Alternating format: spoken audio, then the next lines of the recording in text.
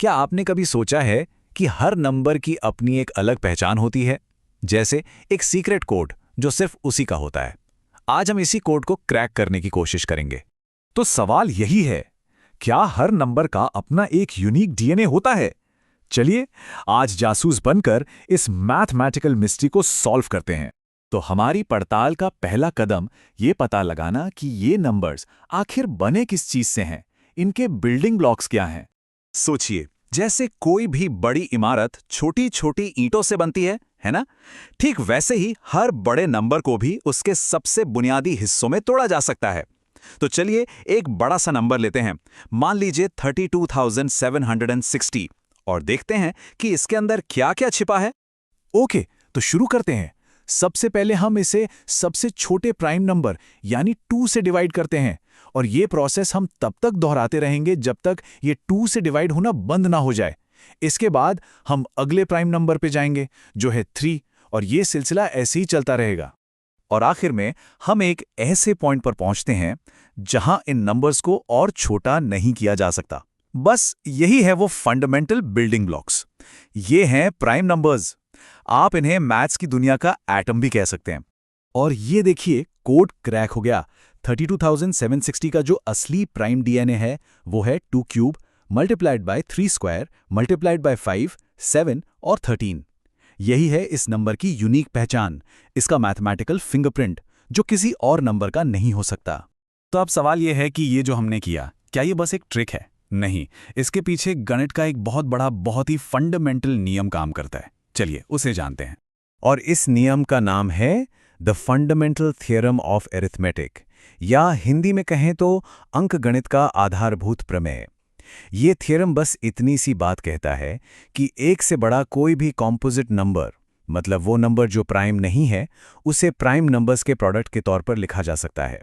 और सबसे कमाल की बात, ये तरीका एकदम यूनिक होता है। ये कोई इत्तेफाक नहीं है, ये हर नंबर का अपना पक्का वाला सिग्नेचर है। और जानते हैं, इस जबरदस्त थ्योरम को सही तरीके से साबित करने का क्रेडिट किसे जाता है? वो थे महान मैथमेटिशियन कार्ल फ्रेडरिक गॉस, जिन्हें प्रिंस ऑफ मैथमेटिशियंस भी कहा जाता है। उन्होंने ही हमें इस गणितीय सच्चाई का एक ठोस सबूत दिया। तो इस पूरे थ्योरम का सबसे जरूरी शब्द है यूनिक, यानी अद्वितीय। इसका मतलब सीधा सा है कि 32760 को प्राइम फैक्टर्स के प्रोडक्ट के रूप में लिखने का बस यही एक तरीका है। हाँ, आप ऑर्डर बदल सकते हैं, 13 को पहले लिख दें या 2 को, उससे फर्क नहीं पड़ता।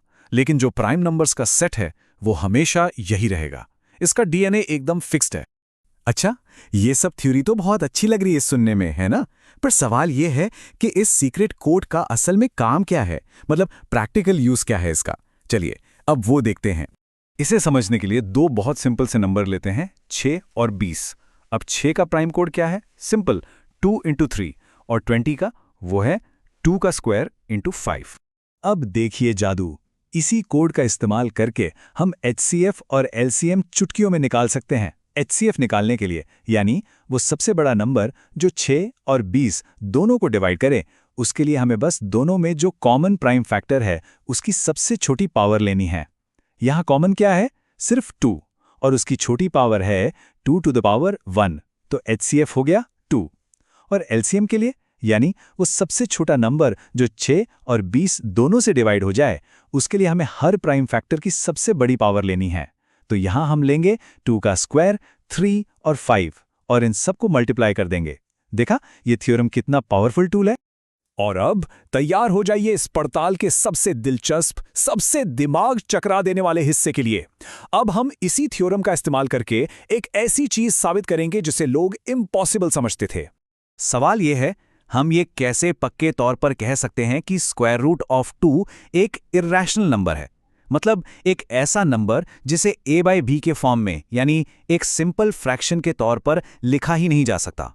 इसे साबित करने के लिए हम एक बहुत ही चालाक तरीका अपनाएंगे, जिसे कहते हैं प्रूफ बाय कॉन्ट्रडिक्शन।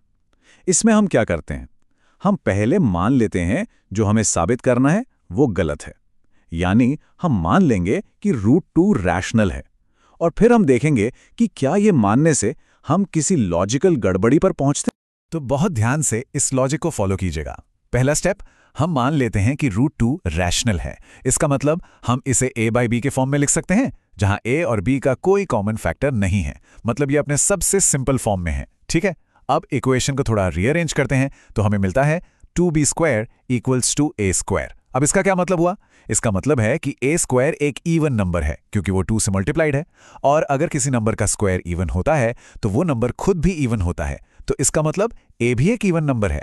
अच्छा, अगर a इवन है तो हम उसे 2c लिख सकते हैं, है ना? अब इस वैल्यू को वापस इक्वेशन में डालते हैं तो हमें मिलता है b² = 2c²।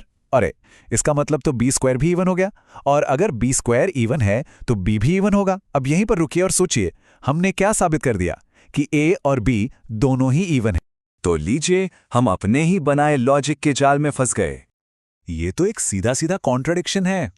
याद है हमने शुरू में क्या माना था कि a और b का कोई कॉमन फैक्टर नहीं है, लेकिन हमारा लॉजिक हमें कहां ले आया कि दोनों ही 2 से डिवाइड होते हैं, मतलब 2 उनका कॉमन फैक्टर है।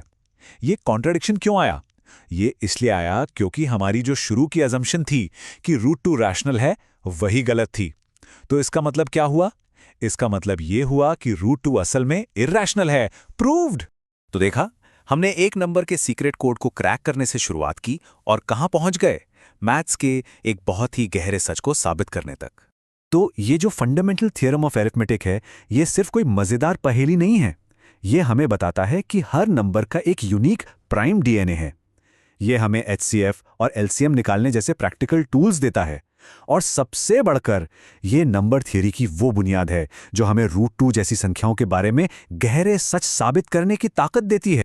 और आखिर में ये हमें एक बहुत बड़े सवाल के साथ छोड़ जाता है। जरा सोचिए, अगर प्राइम नंबर्स का एक इतना सिंपल सा नियम इतनी बड़ी बड़ी सच्चाइयों पर से पर्दा उठा सकता है, तो मैथ्स के इस विशाल यूनिवर्स में और न जाने कितने ऐसे रहस्य छुपे होंगे जो बस खोजे जाने का इंतजार कर रहे हैं।